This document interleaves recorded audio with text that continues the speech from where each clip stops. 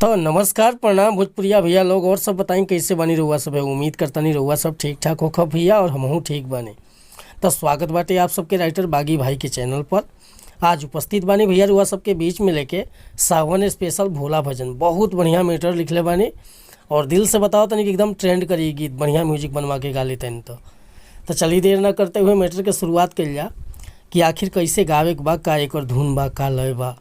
लेकिन video start कर से पहले भी एगो बात बतावल चाहब कि रुआ अगर नया सिंगर बानी आ सिंगिंग में इंटरेस्ट बा, अच्छा मैटर के तलाश में भटकतानी, सही ढंग के गीत नहीं मिलत, बढ़िया तुकबंदी नहीं मिलत, मनपसंद के मीटर नहीं मिलत, तो भैया अगर हमारा चैनल पर आ गए बानी तो एकदम निश्चिंत रही, निराश भैया की जरूरत नहीं है।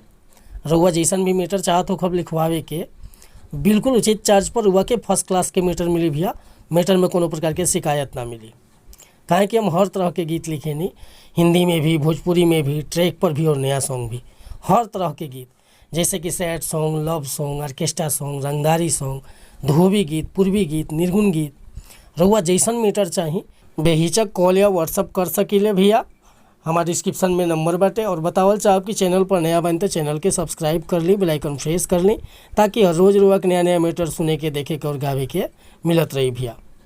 और आज के मीटर बाटे भैया एगो अवधेश प्रेमी के गाना निकलल कि आवो मारा दंदन जहता रो पिया लंदन, यह ट्रैक बाटे। लेकिन एक मीटर देखिए इतना ज़बरदस्त लिखाइल बा कि वह बढ़िया से गायकी कर देता, नहीं नया म्यूजिक बनवा के तो गाना पक्का सावन में बच जाए भैया।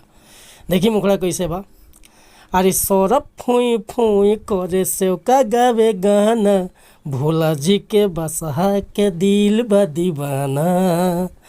अरे सौरभ फूई फूई करे से का गावे गाना, भोला जी के बसहा के दिल बा दीवाना।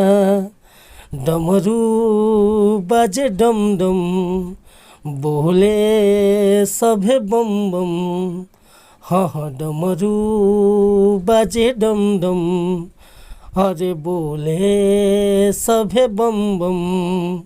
तो भैया ये मुखड़ा लेकर हुआ सबके बीच में उपस्थित रहनी है। अगर मुखड़ा पसंद बा, फुल गीत लिखवावे के चाहता नहीं तो बेहिचक रुआ कॉल या व्हाट्सअप कर सकीले। हमार व्हाट्सअप नंबर बा 8874473128। कोनो प्रकार के मीटर लिखवावे खतरा चाहे नया म्यूजिक बनवावे खतरा, कॉल या व्हाट्सअप कर सकता नहीं भैया। वीडियो पसंद आई तो एगो लाइक करब, कमेंट करब, आ चैनल पर नया होखम तो चैनल के सब्सक्राइब कर ले। मिलत नहीं अगला वीडियो में कुछ नया गाना के साथ, तब तक के लिए मती चाहता नहीं। नमस्कार प्रणाम धन्यवाद भैया। जय हिंद, जय भारत, जय भोजपुरी समाज।